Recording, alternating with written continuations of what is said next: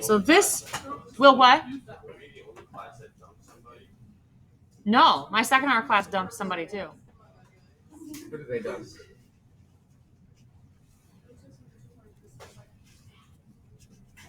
They dunked Cullen.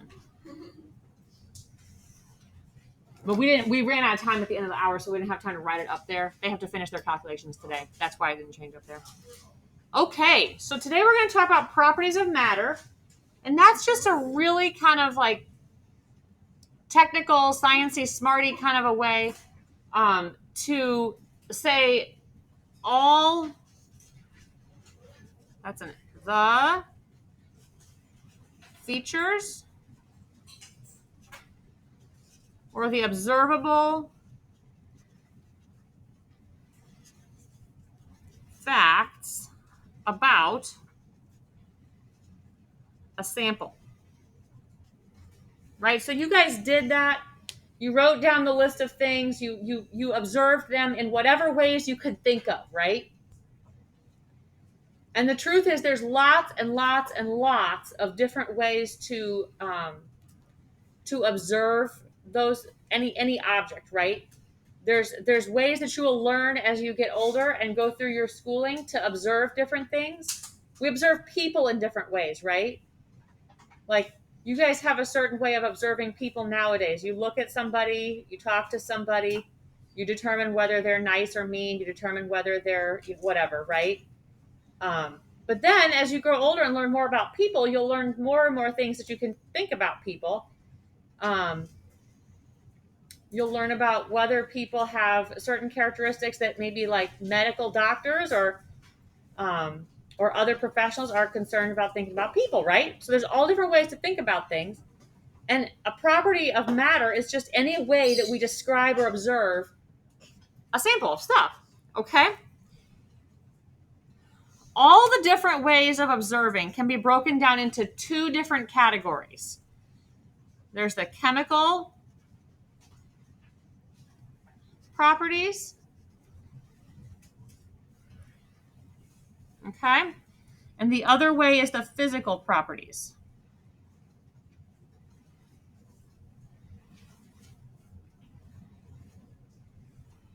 That looks like an O, but it's an E. I don't know if that helped or hurt. Okay?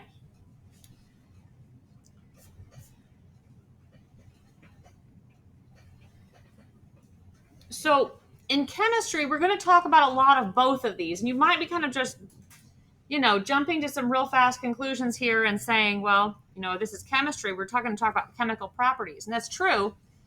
But there's a lot of physical properties that are really important for chemistry that we will also talk about. So the chemical properties, these are things that describe reacting. Okay? It describes rearranging of atoms.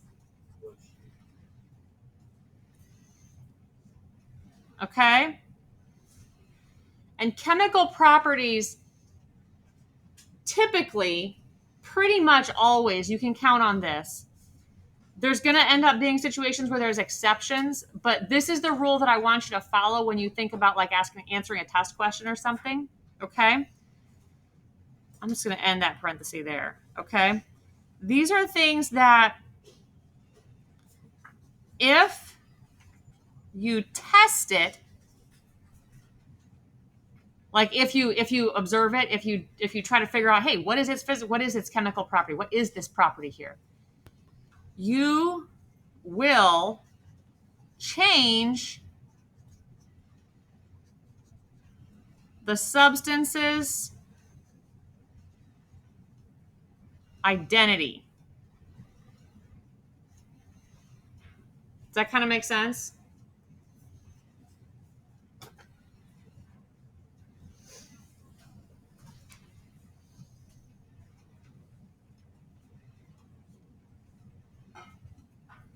So let's talk about this here just a second.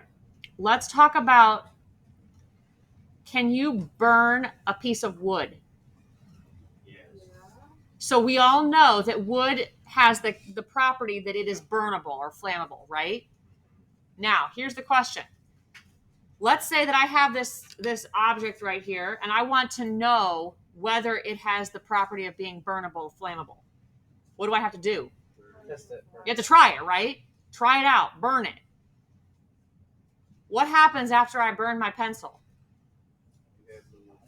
Do I still have the same thing anymore? No. No. So I tested it, and so I changed the substance's identity, right? It's no longer a wooden pencil. It's ashes and smoke and whatnot, right? What? The graphite part of the pencil is probably not flammable, right? That's a really good point. So that would be a difference there, and we could figure out which part, like if we didn't have any other way to tell which portion of the pencil was graphite and which portion of the pencil was wood, we could probably figure it out by burning it, right? Yeah. Because graphite probably doesn't burn. Maybe it does. Maybe it does. Maybe it does. Maybe it doesn't, right? But that could be one way that we could tell them apart.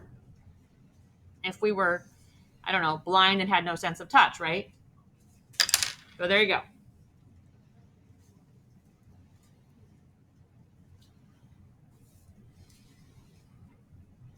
Okay.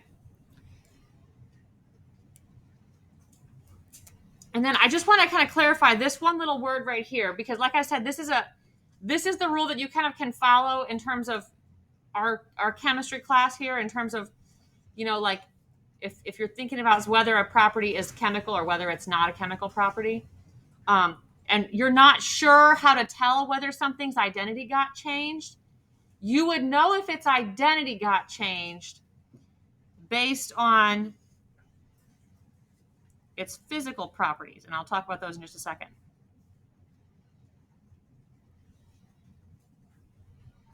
Does that kind of make sense?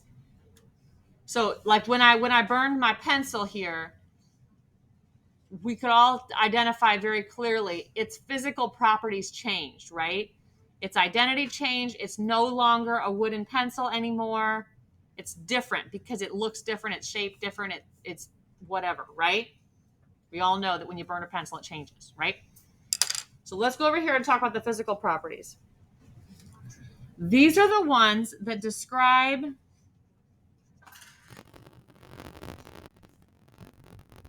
I'm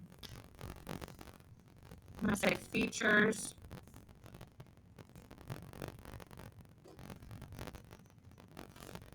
that don't change the sample's identity.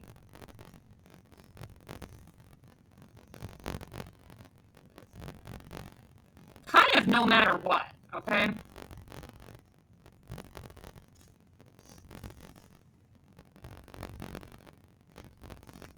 So like, what are some things that we could test about my pencil, that we could learn about the pencil without changing its identity as a pencil? We could just look at it, right? What can we tell just from looking at our pencil? Its color. What else about it? How would you know if it's graphite? I could like show you a picture of a pencil and you wouldn't know. Or what if I gave you like a really super old pencil that actually had a lead tip? How would you know, right? What about what can I tell about my pencil from doing that? It's hard, right? It's not flexible. I could try to bend it, right? If I bent it hard enough, there would be even a number maybe that I could put on how much force I can apply before it breaks, right? When I break my pencil, do I change the identity of it? Do I change the sample's identity when I break my pencil? I mean, it becomes a broken pencil instead of a whole pencil. Does that change what it is? No, it's still a pencil, right? It's just a less useful pencil, right? So there's all these things that we could do. What about if I don't have any more. I had for my earth space science class, I had the temperature guns, the infrared ones that you quote unquote shoot people with them and tell their temperature, right? I could tell the temperature of this thing, right? Does finding its temperature change its identity? No. I can do all those things, figure out all these things about the pencil without changing its identity. Okay? That makes those physical properties. Its color, its length, right? I can measure its length without changing a property about it. All right, now, there are two types of physical properties, okay? So like all properties can be broken up into these two categories, but all of these ones over here are going to be one of these two different types, okay? The first one is called extensive properties.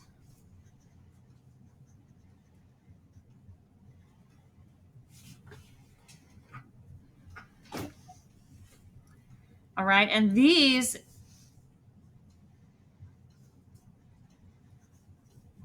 change with different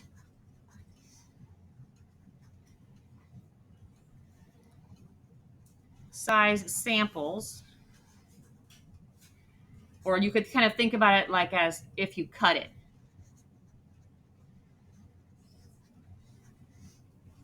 Okay? So like talking about the length of my pencil. What if I get a different pencil? Or I break that one in half. Or I go get a saw and I chop it in half. Does the length of the pencil change if I do those things to it? Yeah, it does, right? But it's ultimately still a pencil. It didn't change anything about it. It's still a pencil. So that makes it a physical property. And then the other kind, these are the two types, right? The other type is an intensive property.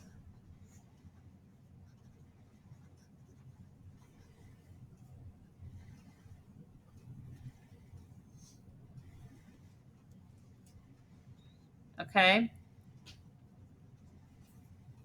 And these are the same no matter how big the piece is.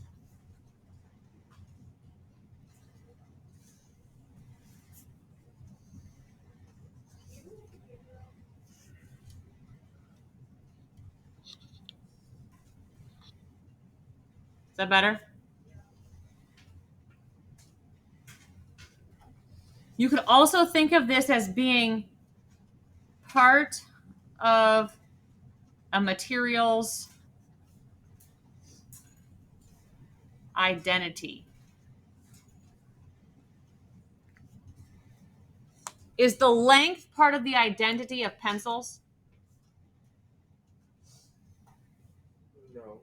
Well, it could be, but not really. What do you do throughout the course of the lifetime of a wooden pencil? Shorten it. You make it shorter.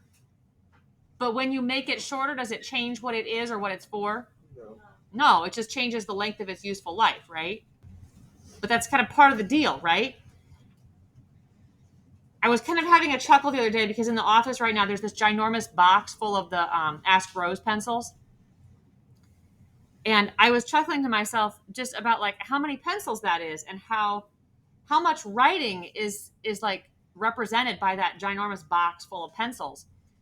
And then I was also thinking about the fact that I have this small box of pencils at home. It's got, like a dozen or whatever in it. And I feel like I'm a person who's pretty careful with my pencils and I make them last a long time. I don't tend to lose them.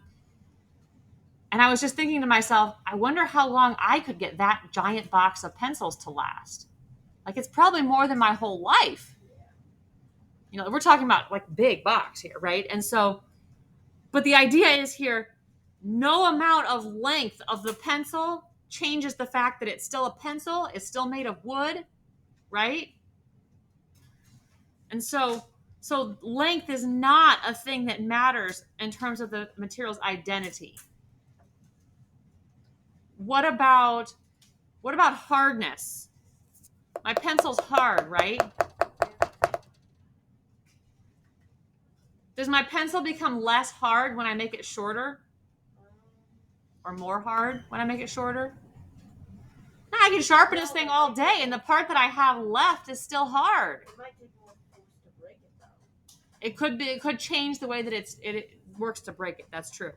But ultimately, the amount of hardness of my pencil is still going to stay the same because it's a pencil, right? Here's another one. What does the pencil say right here? 2. 2. What's 2 mean? Everybody talks about number 2 pencils, right? What's number 2 pencil mean?